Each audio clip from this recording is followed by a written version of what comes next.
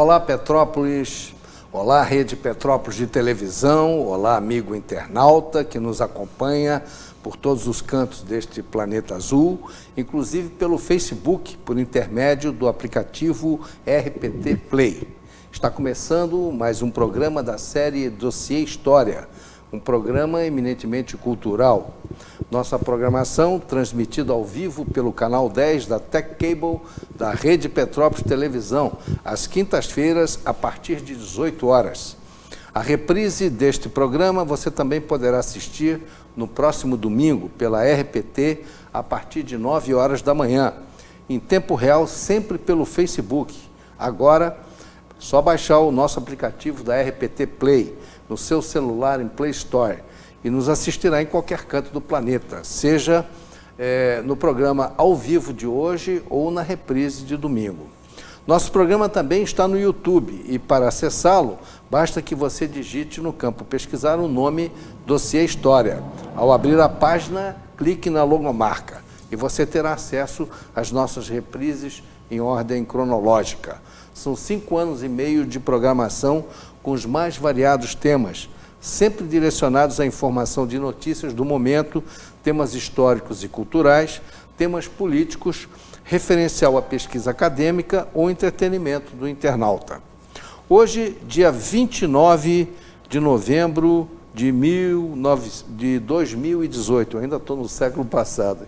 Programa ao vivo, nosso primeiro quadro é o dia 29 de novembro na história. E o 33º dia do ano, lá se foram, já vou pedir a vinheta, lá se foram 333 dias do ano de 2018. Faltam 32 dias para encerrar o ano de 2018. Vamos à vinheta.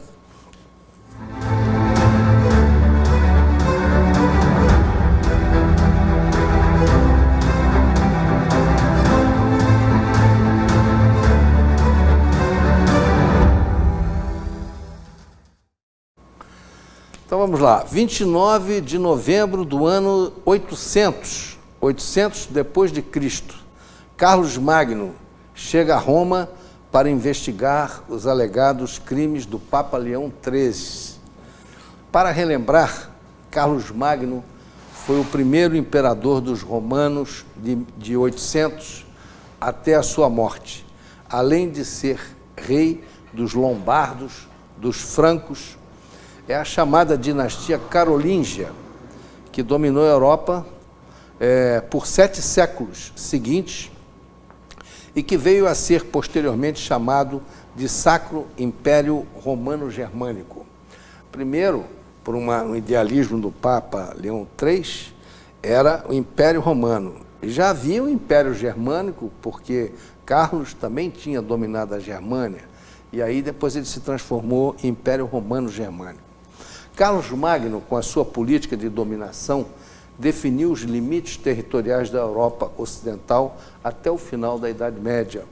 Ou seja, o império que ele fundou se manteve vivo até o final da Idade Média. Era chamado de Carlos I.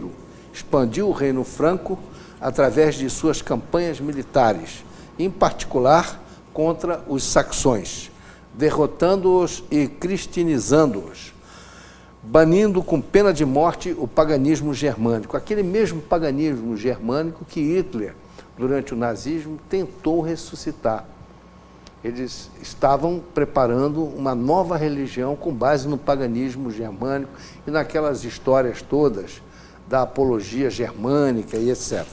Ele os integrou ao seu reino, os germanos, e pavimentou o caminho que levaria à futura dinastia otoniana de origem germânica, Otão, o primeiro imperador romano-germânico. Papa Leão III, então voltando àquela história inicial, havia sido acusado pelos nobres de Roma de adultério e perjúrio. Carlos Magno, então, convocou um sínodo e o Papa fora julgado e absolvido, jurando não ter cometido crimes. E 2 dias depois, Carlos Magno foi coroado por Leão III, o primeiro imperador romano, naquele período carolíngio. Em 1612, primeiro dia da Batalha de Suvali, que marcou o início do fim do monopólio português na Índia. Até então, Portugal era absoluta do comércio das especiarias do Oriente para o Ocidente. Já a partir de 1612 começa o declínio do Império Português. E foi exatamente no período que se abriu no Brasil a colonização do açúcar, né, a intensificação da escravidão negra e, posteriormente, Portugal, então, buscou também a pesquisa do ouro nas Minas Gerais. E aí começa, então, toda uma corrida, a partir desse século XVII, pela exploração do ouro nas nossas terras. Depois temos aqui 1807, né, o dia 29 de novembro de 1807, uma data também marcante para nós brasileiros, a transferência da corte portuguesa para o Brasil. Dom João VI de Portugal foge de Lisboa ante o avanço das tropas de Napoleão. 1830, o Levante de Novembro, início da rebelião armada contra o domínio da Rússia na Polônia. Então, a gente, às vezes, focalizando esses fatos, nos leva a perceber as razões de conflitos a posteriori, né? Lembra-se que em 1939, com o início da guerra, logo depois, a Polônia foi dividida entre a Alemanha e a União Soviética.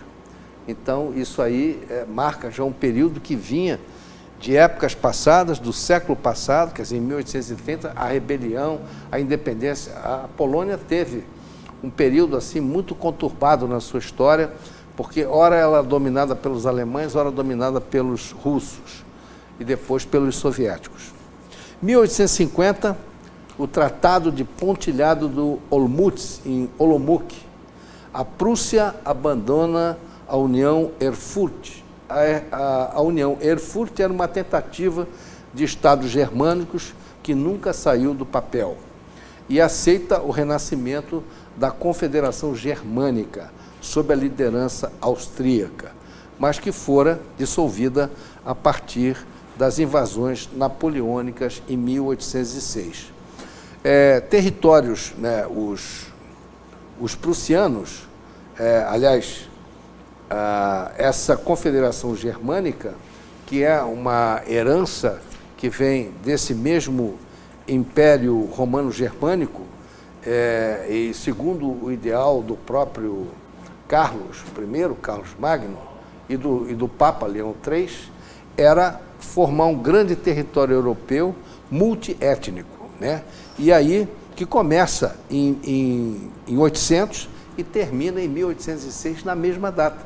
Engraçado isso, né? Coincidência, 29 de novembro, depois de quase 1000 anos, a mesma data, que foi exatamente o que marcou, foi esse Tratado Pontilhado de Olmütz, em Olomouc. Muito bem, então aqui encerramos a nossa fase do Dia na História e vamos ao nosso jornalismo Dossiê História, e eu peço a vinheta.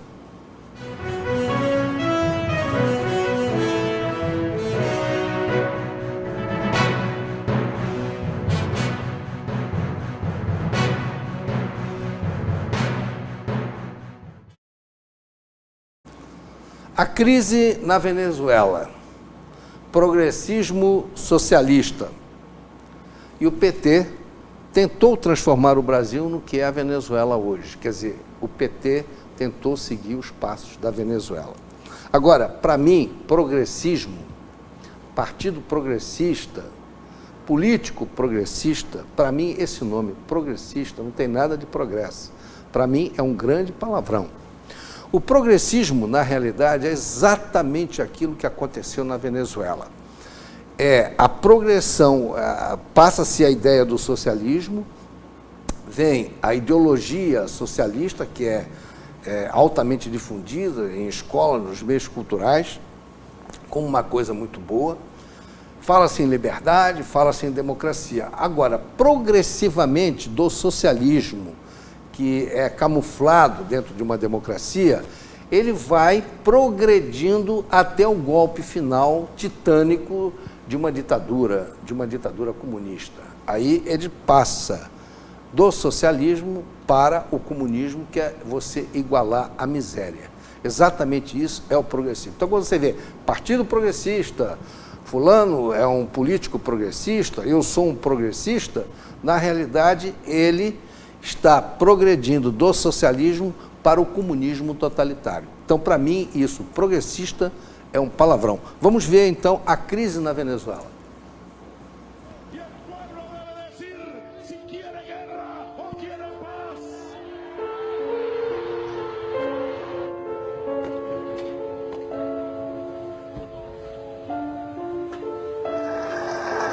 Vamos ver a experiência do companheiro Chávez. O companheiro Chávez, que não tinha logrado uma vitória pela via da luta armada, chegou ao poder pelos braços do povo da Venezuela de uma forma extraordinária. E é importante lembrar que desde 1998, quando Chávez chegou ao poder, até hoje, uma grande parte da elite da Venezuela não admite a chegada do Chávez ao poder. Como não aceitam o Lula no Brasil ou a Dilma no Brasil. Como discordam da chegada ao poder de Rafael Correa, que não aceita a chegada de umas pessoas, sabe, progressistas para governar os países. E nós chegamos, e eu quero, companheiro da direção do Fórum de São Paulo, debitar parte da chegada da esquerda ao poder na América Latina pela existência dessa cosita chamada Fórum de São Paulo. Foi aqui, e devemos muito aos companheiros cubanos. Devemos muito aos companheiros cubanos. E eu fico preocupado porque com a morte do Chávez, ou seja, eu sei quantas reuniões eu e o Chávez fizemos. Eu sei quantas conversas nós tivemos. Eu sei quantas vezes eles vieram a Brasília, eu fui a Caracas, fomos a Buenos Aires e voltamos para cá. E isso agora tem diminuído. E o Chávez vai fazer muita falta. E eu espero que o Maduro cumpra exatamente o papel que o Chávez ia fazendo para a integração.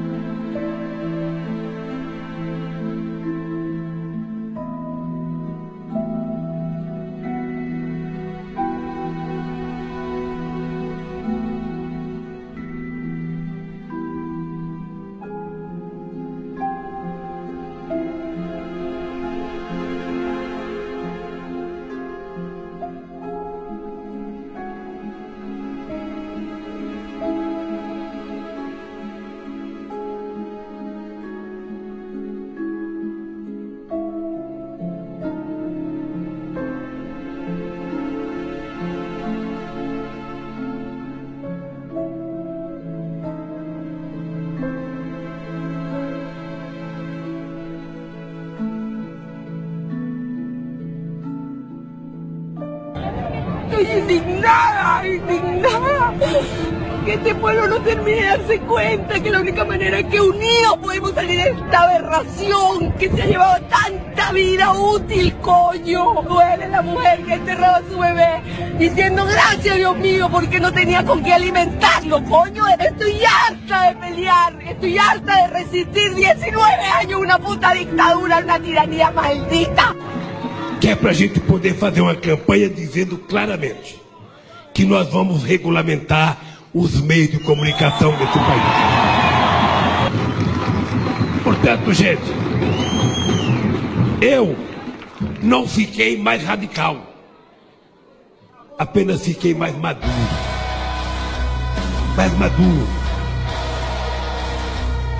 Apenas fiquei mais maduro. ele ficou, na realidade, pró-Maduro, né? Apoiando Maduro em todas essas ações violentas que aconteceram na Venezuela e que levou a Venezuela a essa desgraça, esse verdadeiro trauma que milhões de pessoas estão sofrendo. A nossa sorte é que a Constituição Federal Brasileira ela tem certas amarras e travas constitucionais que impediram que o PT pudesse transformar o Brasil numa Venezuela, dando um golpe de Estado totalitário e transformando o país numa arena comunista.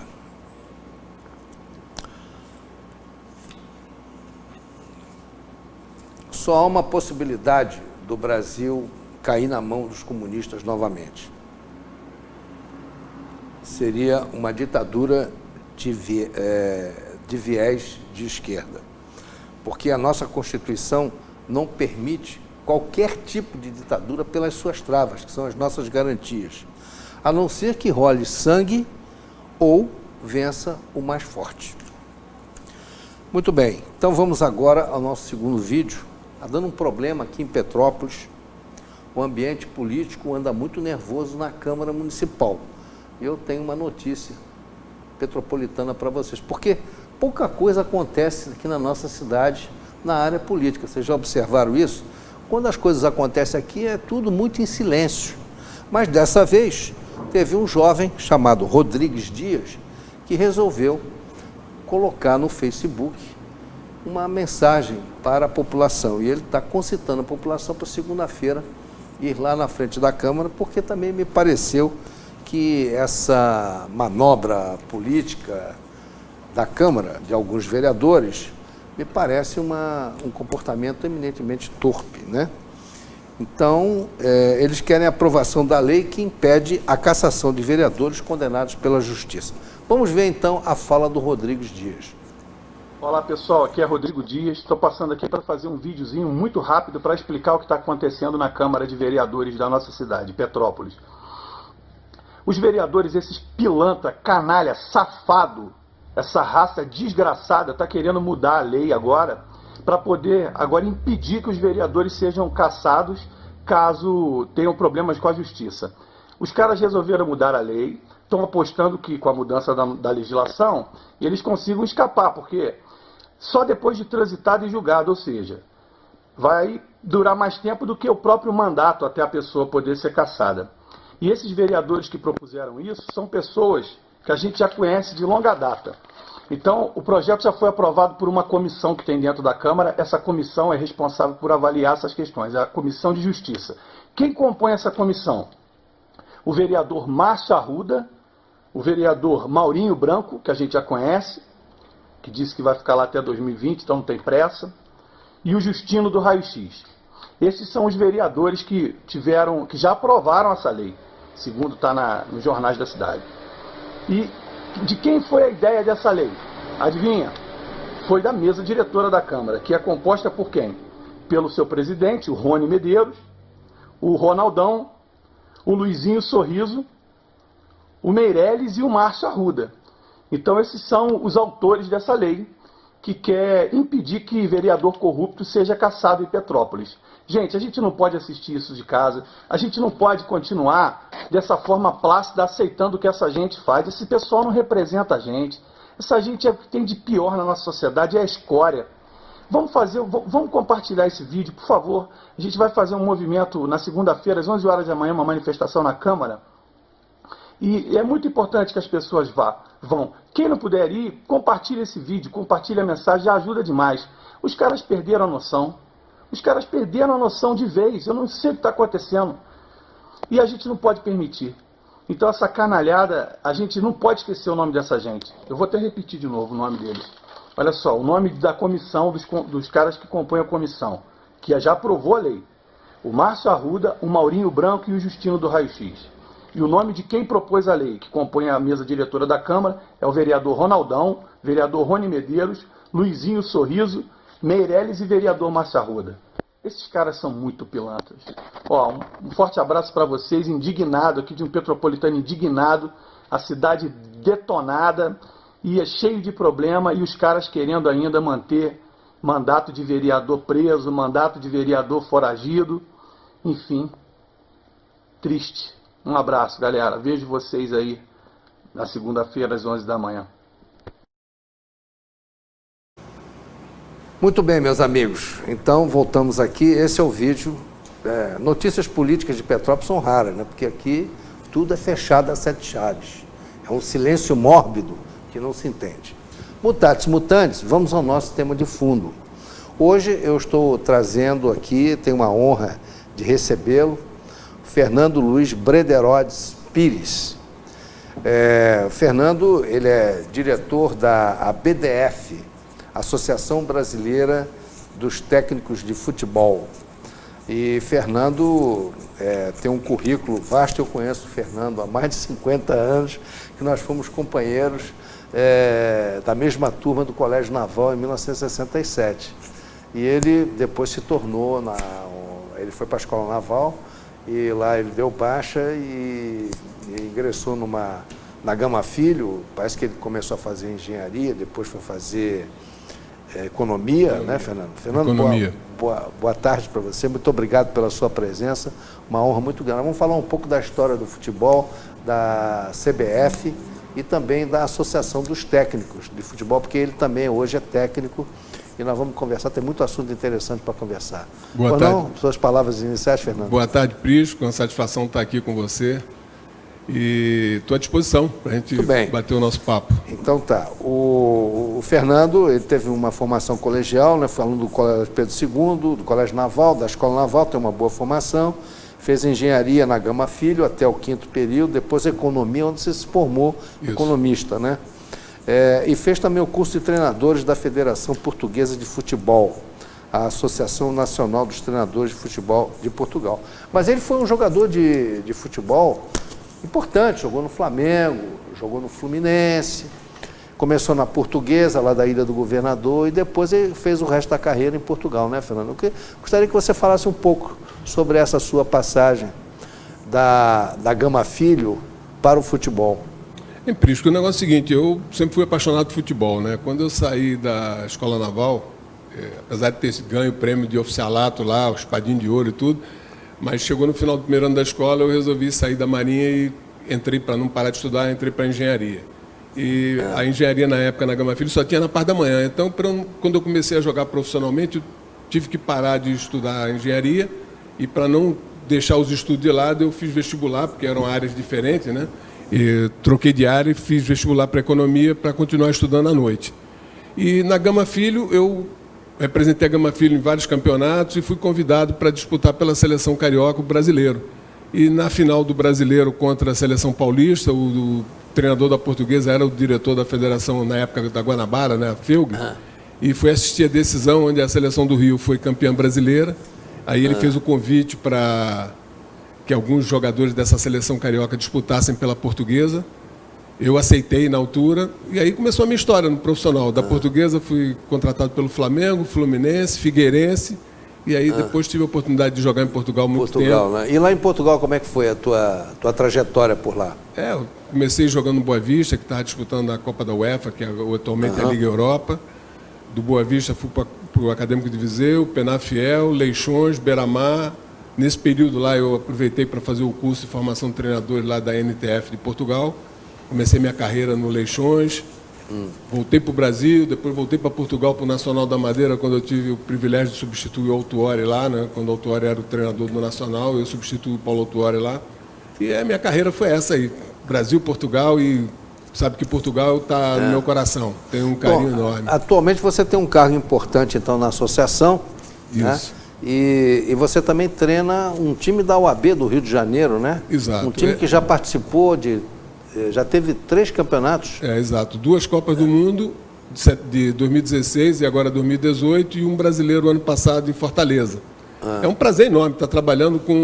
Engraçado, eu advogado há tantos anos, eu não sabia que o time da OAB do Rio de Janeiro tinha disputado 3 Copas do Mundo, do mesmo nível do mundo, né? De advogados, né? Do mundo inteiro, né? Exatamente. Alguns, inclusive, da Europa, que trazem jogadores que foram profissionais, né? Isso, exato. Porque lá fora o pessoal lá cuida mais dessa parte de estudo, né?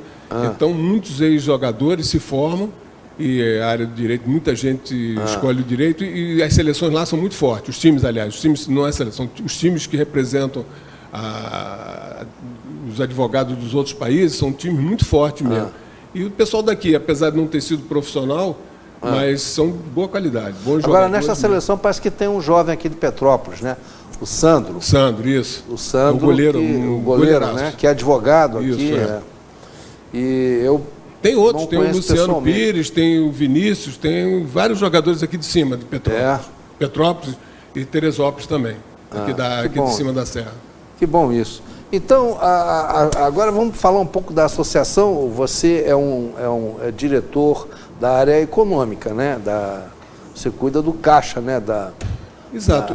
Mas você é um homem de 7 instrumentos lá dentro. Isso, né? Exatamente. Porque quando eu comecei a ajudar a BTF, eu fui convidado em 2003. Já, apesar de ser sócio da BTF desde 86, quando eu vim para o Brasil e assumi o Friburguense pela primeira vez aqui, eu me associei à BTF e desse tempo inteiro fui só associado. Mas em 2013 eu fui convidado para ajudar a associação e propus duas coisas, que foi a minha proposta para ajudar a associação. Era reformular os cursos, que os cursos eram antigos, os cursos de 10 dias unicamente, e a gente agora com essas exigências agora do futebol, você tem que ter um curso sequencial, com carga horária, com conteúdo obrigatório. Então eu propus essa alteração, essa reformulação dos cursos e lutar também pela lei dos treinadores, que não era cumprida. Essas duas propostas minhas foram aceitas pela diretoria da BTF na altura, e eu realmente comecei, a partir de 2013, a ajudar a associação.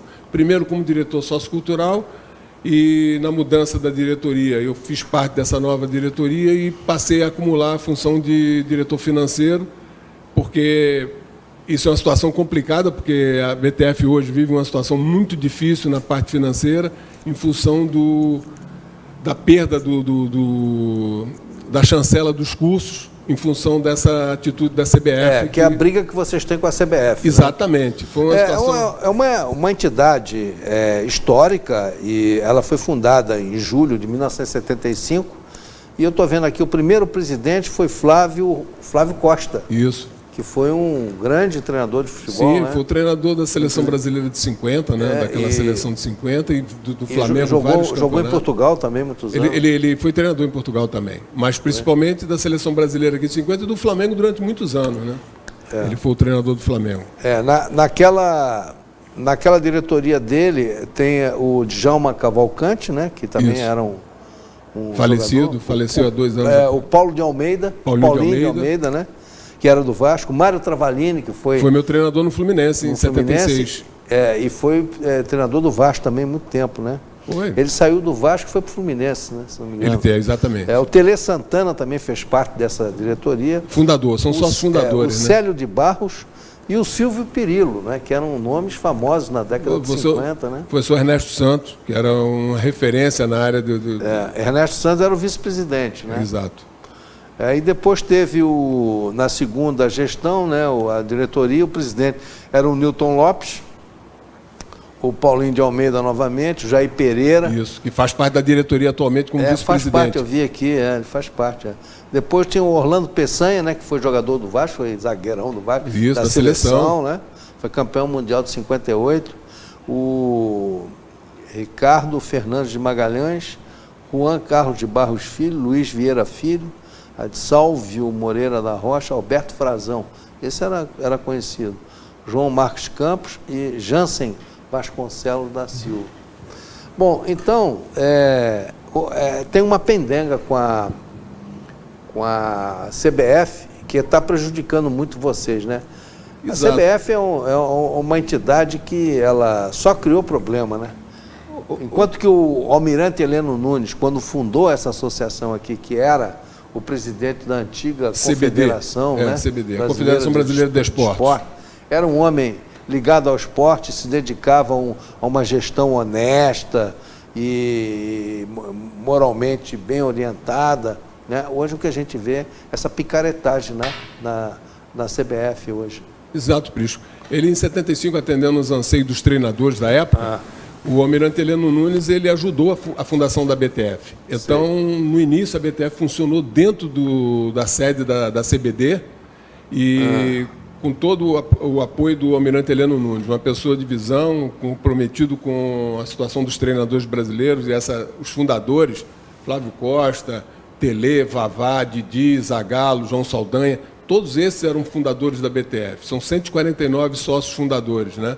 Nessa relação estão todos esses treinadores, Rubens Minelli e outros treinadores importantes da época. O Parreira ainda estava começando a carreira, né? Ainda não tinha todo o nome, porque ele tinha sido assistente de preparação física em 75, em 70. Em 75 ele ainda trabalhava nas divisões de base do Fluminense.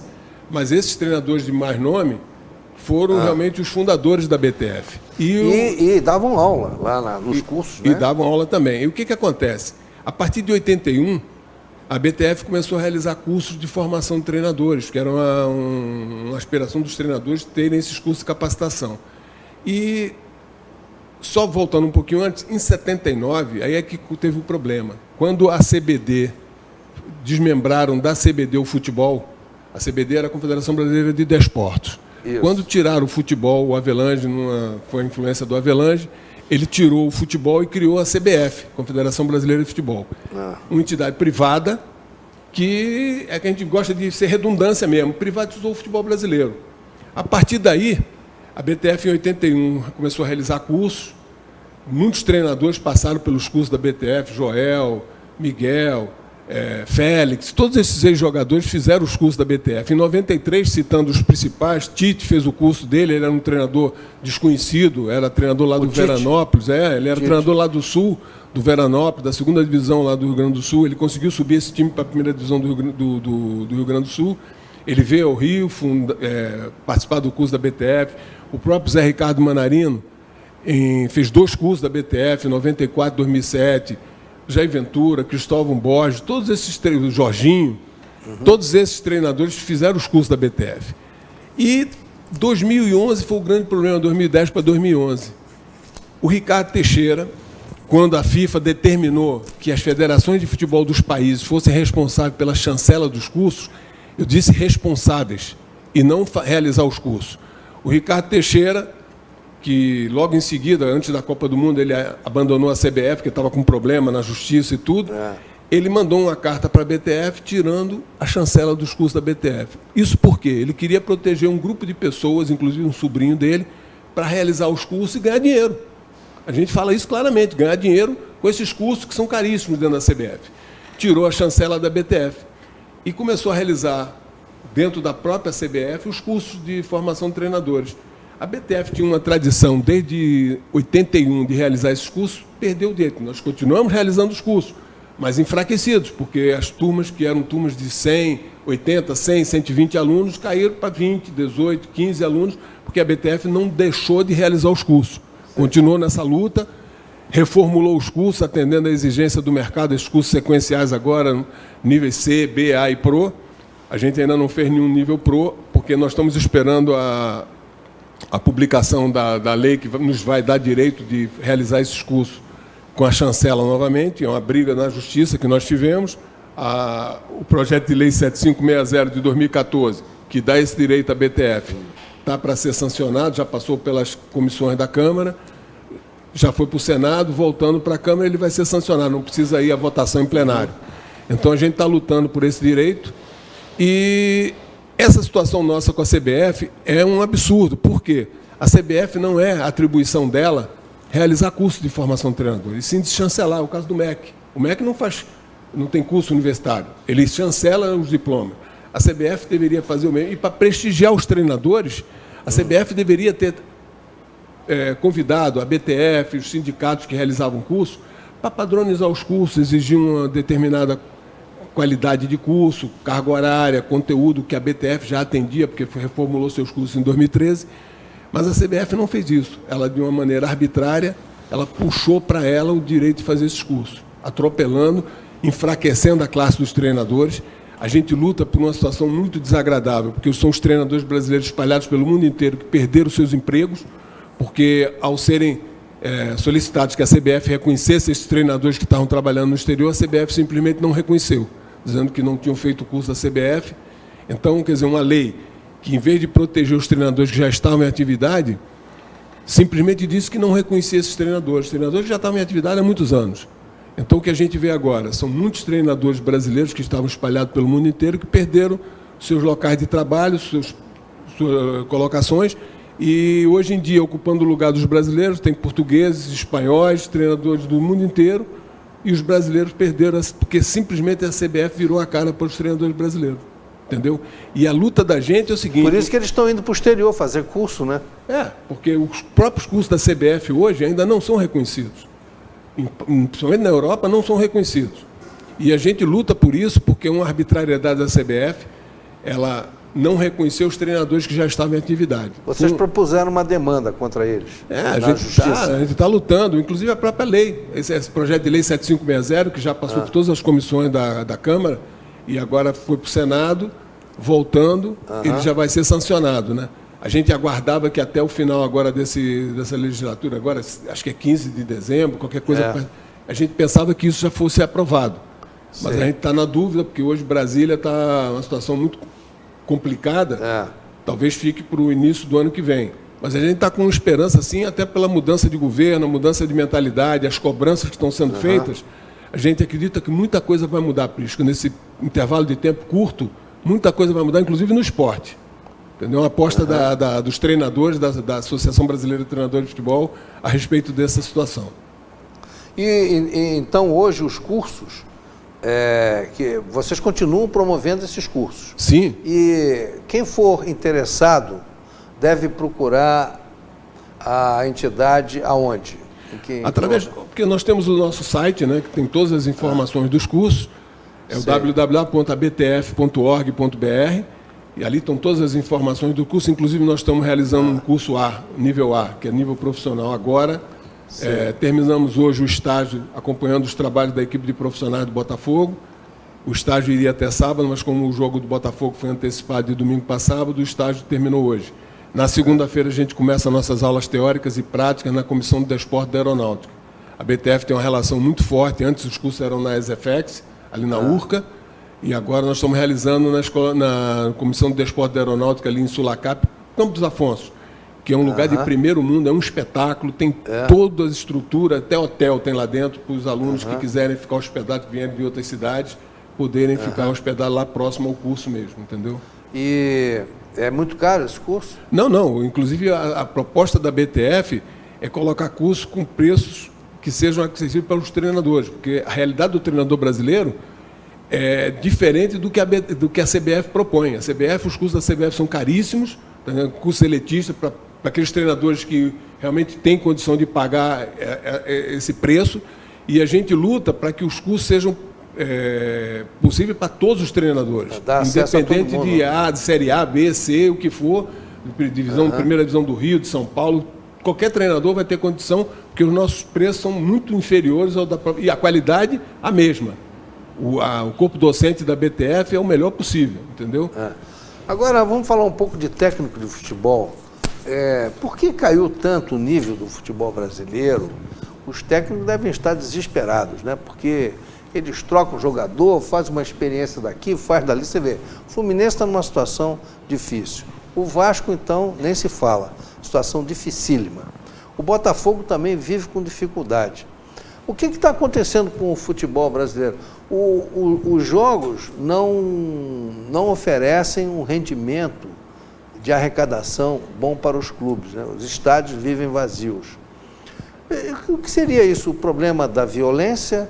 É o problema dos grandes jogadores que migraram do futebol brasileiro para a Europa, né, e para outros centros?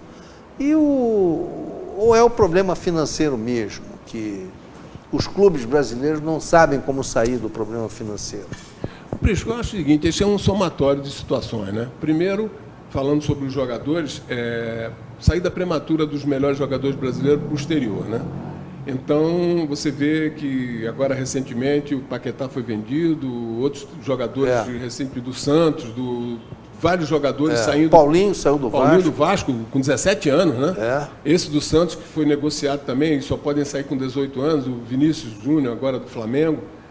Então, é uma situação que realmente a torcida começa a perder aquele atrativo dos grandes craques, aquelas promessas, vão cedo para o exterior. Ficam sem ídolos, né? Ficam sem ídolo, né? E quem vem é um cara profissional, que vem de outro local, que não tem compromisso nenhum com o clube, não tem raiz, então ele joga profissionalmente. Se não pagar o salário dele, atrasar, ele vai embora, não quer nem saber. E outra coisa, Prício, também, o grande charme do futebol sempre foram as competições estaduais, que as pessoas são contra, mas a rivalidade grande são os campeonatos estaduais. É verdade. Flamengo e Vasco, Fla-Flu, Botafogo e Flamengo, no São Paulo, Santos e Palmeiras, Santos e São Paulo, Corinthians e Palmeiras. Então, o que acontece? Estão esvaziando os campeonatos estaduais. Tem muita gente que pensa que o estadual é o vilão. Não é. Bem administrado, bem dividido a temporada, você consegue fazer um campeonato bem atrativo. Só que isso é uma situação que a gente está passando, são as federações com um regulamento de competição como o do Rio de Janeiro, até digo o próprio Botafogo, que não ganhou nenhum turno, e um regulamento meio esdrúxulo, né, que o Botafogo não ganhou nenhum turno e acabou sendo campeão. Então isso esvazia o campeonato, o torcedor fica sem a referência.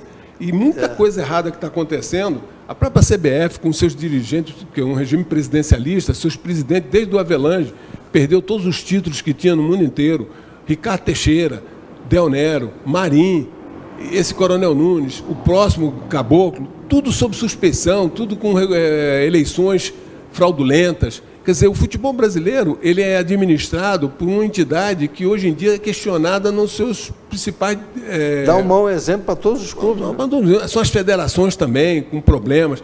Então, isso que a BTF, na fase dos treinadores, na função dos treinadores, nós estamos brigando com a CBF, no bom sentido, porque a CBF é uma instituição que ela está acima das pessoas que estão lá.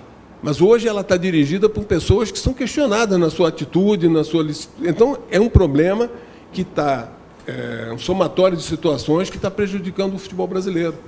Você veja o seguinte, o próprio Flamengo, que todo mundo diz que é o time do cheirinho, né? Cheirinho de campeonato, mas não ganha campeonato, né? O próprio Flamengo, que montou um time de respeito, não resta a menor dúvida, é um clube extremamente bem administrado, fez a compra de bons jogadores, excelentes jogadores, alguns craques jogam naquele time, a gente tem que admitir isso. Mas, no entanto, não está ganhando nada, não consegue ganhar nada. Quer dizer, e faz umas apresentações até pífias. Isso. Né? E perde para times pequenos, etc. Não mantém uma certa regularidade. Então, o problema não é só o dinheiro. O problema não é só bom jogador. Eu acho que está faltando mais alguma coisa aí. Está faltando coração. Você vê que os atletas do Flamengo, eles jogam de uma maneira profissional, mas eles são frios, eles não têm aquele amor à camisa como tinha antigamente. Não, né? Eu não penso bem assim, porque tem o pessoal da base que veio da base, o Felipe Viseu, que foi vendido, o Paquetá, o Juan, esse pessoal todo que joga no Flamengo já há muitos anos, mas eu acho que o problema do Flamengo é como o do Corinthians, é uma pressão muito grande pelos títulos, né? O Flamengo disputou praticamente quase até a semifinal, a quarta, alguma coisa assim da Sul-Americana, da Libertadores, do campeonato agora brasileiro, está chegando em segundo lugar, já está assegurado o segundo lugar.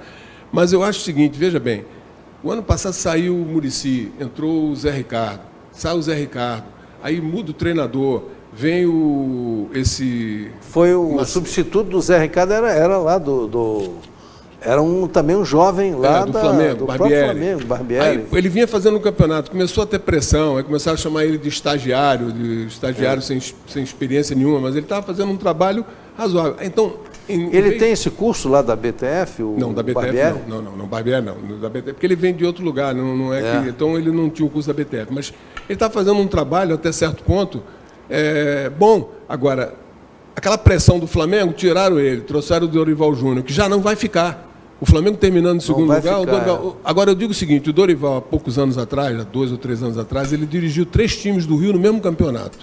Dirigiu o Flamengo, o Vasco e o Fluminense, sendo que o Fluminense ele fez um pacotão de 5 jogos.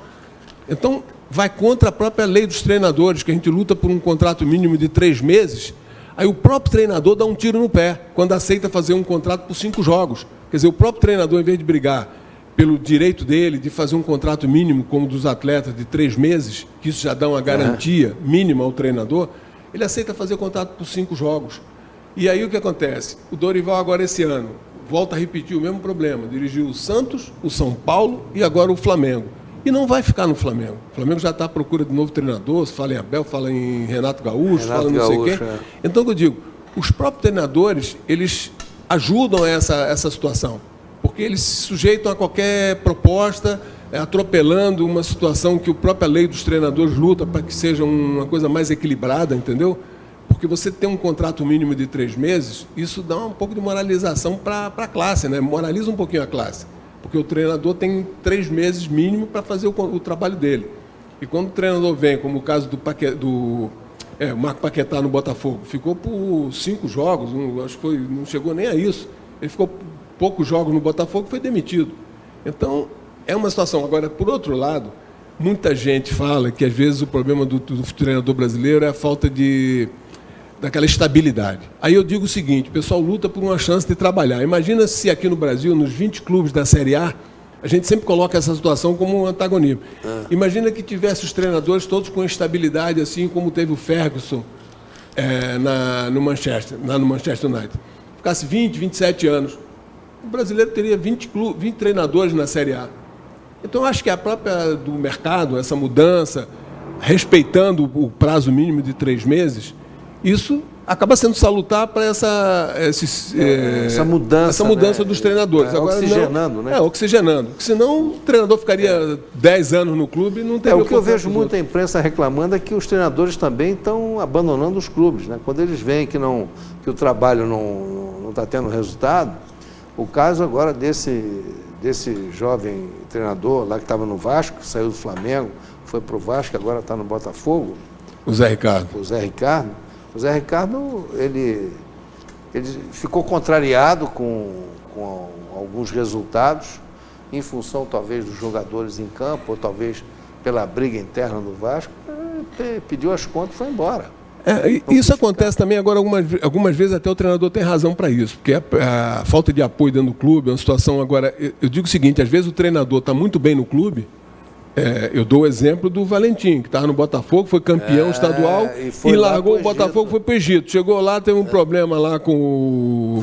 Ele convocou um jogador brasileiro. O presidente não queria. E o presidente não queria. Aí ele foi demitido. Então, o que eu digo é o seguinte, às vezes o treinador, ele é demitido por uma situação que não é justa, mas outras vezes ele também abandona o clube, por uma situação que ele pensa que vai ser melhor, e está aqui no Brasil trabalhando, aí surge uma proposta de algum clube lá de fora que não vai acrescentar, vai só ver a parte financeira, né? E ele acaba dando um passo em falso e atrapalhando a carreira dele. Muito bem.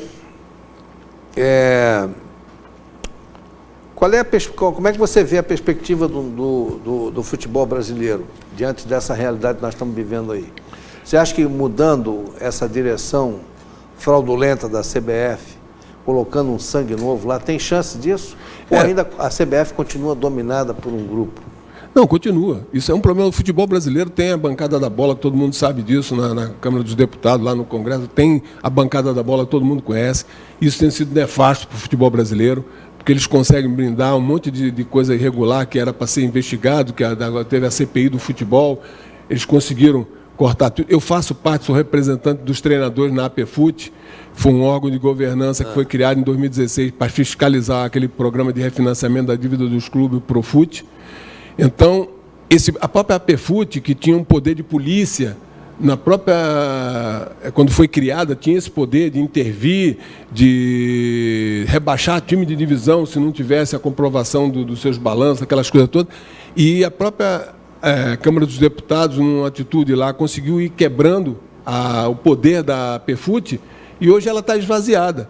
Então, o que eu digo aqui, as coisas às vezes têm uma proposta boa de fiscalização, de você monitorar as coisas, mas aí vem essa bancada da bola por trás, mina tudo e esvazia o que seria uma atitude boa. Como estão querendo esvaziar a Lava Jato também. Exatamente. Isso é uma vergonha, Prisca. Então, o que acontece? A gente acredita que a CBF hoje, ela está, por exemplo, os presidentes todos sob um preso, o outro banido, o caso do Del Nero, essa direção que foi eleita agora para o ano que vem, o Rogério Caboclo, ele está com a eleição, pode ser cancelada, né? Tem impugnada. Impugnada uma nova eleição. Então, o que acontece é o seguinte, vê... Rogério Caboclo? Rogério Caboclo. Ele era é o da diretor onde? financeiro. Ele era o diretor financeiro, vai entrar, porque passa de um para outro. Ele né? é egresso da onde? Que estado? Eu não sei exatamente de onde ele vem. Ele era Ele da não é diretoria... carioca, não. Ele era da diretoria do Del Nero, diretor Sim. financeiro, e agora Del Nero foi banido, ele apareceu como candidato, mas numa eleição meia complicada, que está sendo contestada e pode ser que tenha uma nova eleição. Mas eu digo o seguinte, a CBF hoje, regime presidencialista, todos os seus presidentes, o Ricardo Teixeira abandonou a CBF antes da Copa do Mundo. Qual o presidente que não queria estar dirigindo uma Federação Brasileira, uma Confederação Brasileira de Futebol numa Copa do Mundo? Ele largou, passou para o Marinho. O Marinho foi preso.